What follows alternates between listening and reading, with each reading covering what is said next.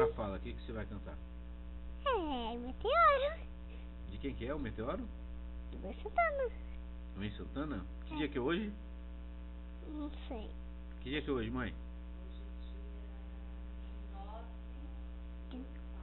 Hoje é dia 9/4 de 2011 e a Ana Clara está com 5 anos e vai cantar o Meteoro da Paixão do Luan Santana. Ei, é agora.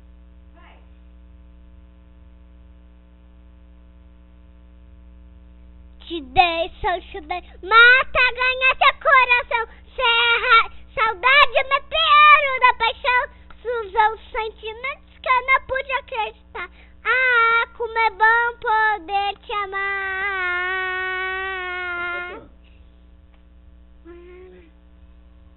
Vai dançando também. Ele quer assim, ó.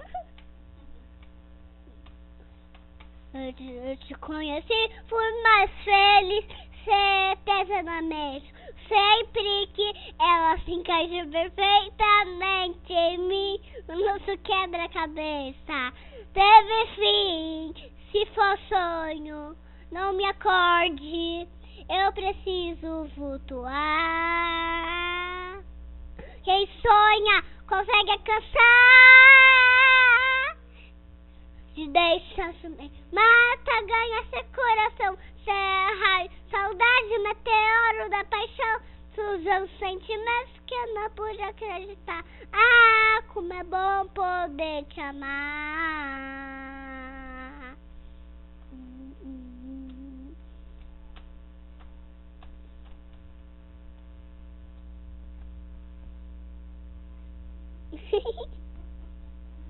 Desde eu te conheci, fui mais feliz, eternamente, por sempre que ela se encaixa perfeitamente em mim, o nosso quebra-cabeça teve fim.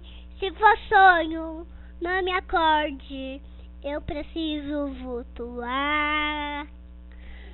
Só quem sonha consegue alcançar.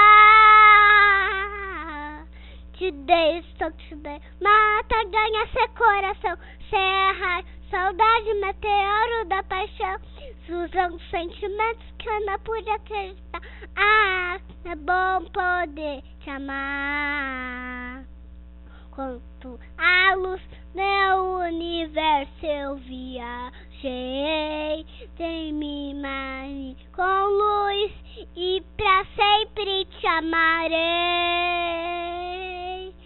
Agora te deixo, te dei, mata, ganha seu coração, serra, saudade, meteoro, paixão, sentimentos que eu não pude acreditar. Ah, como é bom poder te amar. Te deixo, te dei, mata, ganha seu coração, serra, saudade, meteoro da paixão, sujam os sentimentos que eu não pude acreditar. Ah, como é bom poder te amar. Ah, como é bom poder te amar.